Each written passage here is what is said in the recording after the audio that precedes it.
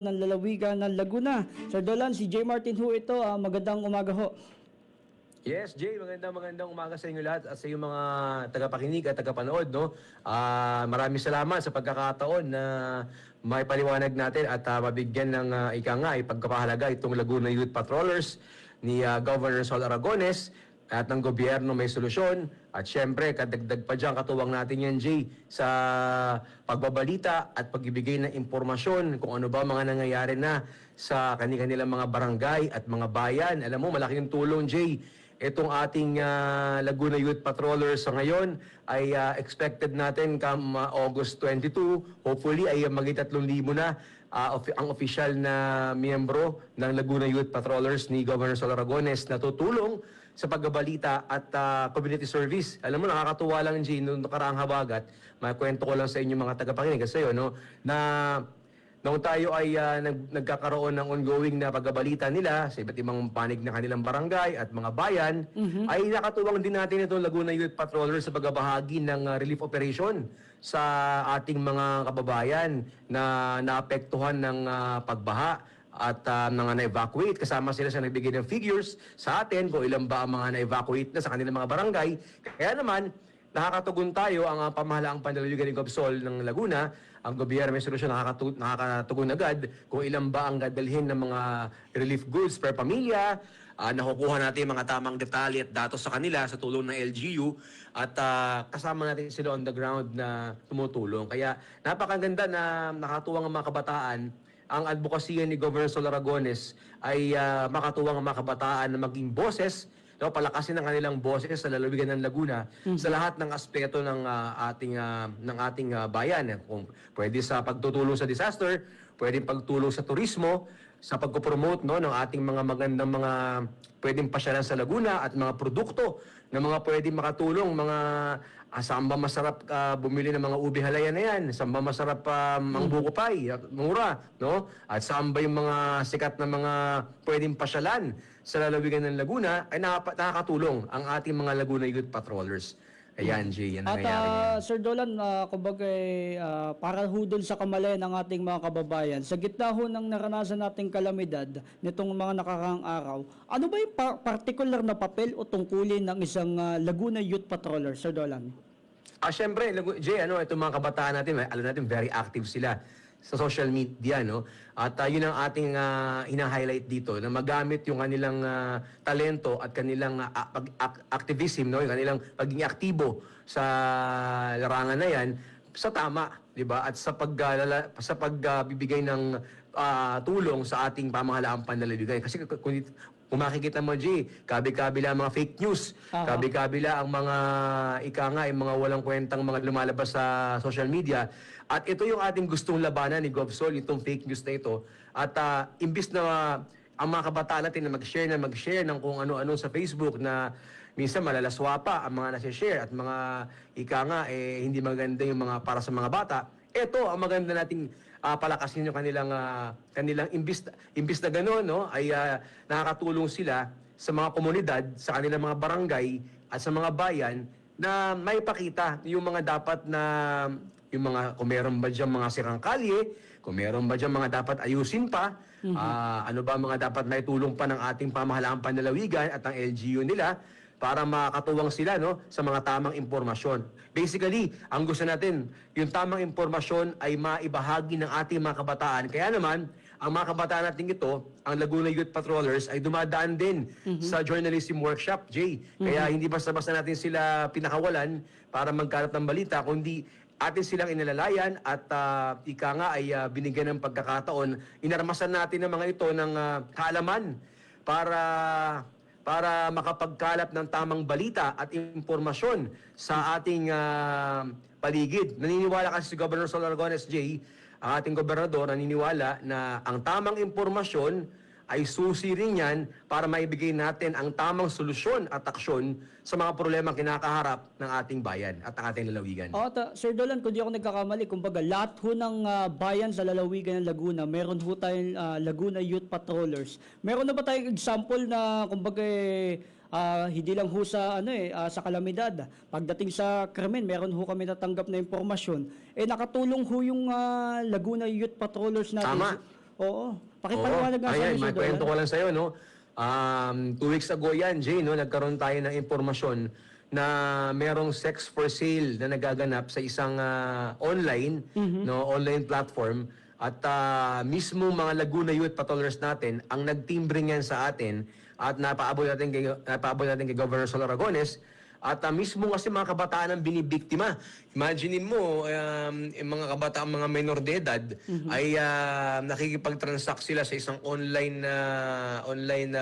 page, no? At parang doon ay binababa ang moral ng ating mga, ang apaka-immoral, no? Para makita natin na parang ang baba ng pagkapahalaga sa ating mga kabataan at sa presyuhan na 1,500, 1,000 pesos ay nagkakaroon ng transaksyon sa mga bata na para sa sex. Kaya naman, nang nalaman na ito ni Governor Sol Aragones, naitimbre ng ating Laguna Youth Patrollers, no, ay agad nating sinubukang ipa-entrap ito mga ito, pero ang nangyari na nga lang din ay bukod sa police action na ginawa ng ating Laguna Provincial, ay tinetake down din ni Governor Sol Aragones yung page na yan ng Malaswa. Na at ngayon ay minomonitor pa natin hanggang sa ngayon yung iba pa mga pages na nire-report sa atin at plano rin natin na lahat na yan ay ma-take down para maiwasan na yung mga illegal na transaksyon na yan at mahahalin na transaksyon na kung saan binibiktima yung ating mga kabataan. Kaya itong Laguna Youth Patrollers, marami tayong very blessed tayo na makatuwang ang ating mga responsableng kabataan na normally, Jay, pag sinabi mo kasing youth lang, maiisip mo lagi, programa ng basketball, programa ng sports, no? Puro ganun lang. Pero ngayon, nakakatuwa na higit pa sa pagbabalita,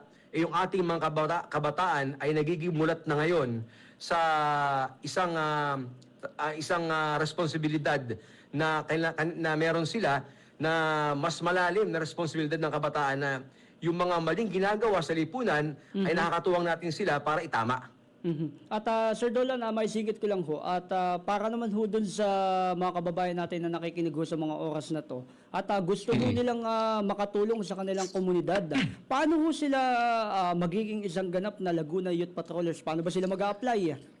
Ay, oo, Jay, maraming salamat. Actually, ngayong August 22 ay meron tayong batch 2 onboarding, ang tawagin natin, a journalism workshop for District 3 naman at District 4. Ito yung mga nasa bahagi ng San Pablo, Calauan, Nagcarlan, Alaminos, yung District 3, no? Yung Nagcarlan, ayan, Rizal at Victoria.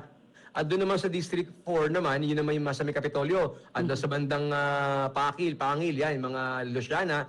Yun yung mga areas na ating mga kabataan na yan, ang hasa sa ilalim naman sa Laguna Youth Patrollers Onboarding at Journalism Workshop sa August 22. At sa ngayon, alam mo, nakakatuwa dahil ang nagparehistro ay aabot sa, kung hindi ko nagkakamali, mga 2,700 na. At sana ay dumating sila lahat, ano? Kasi minsan hindi naman dumarating lahat. Pero hoping tayo na dumating yan. At kung may gusto pang sumali, ay maaari po kayo makapag-ugnayan sa inyo pong mga akay ni Gob Butika, sa ating po mga Sol Ladies po, staff na nandoon po sa butika. Pwede po kayo magparehistro.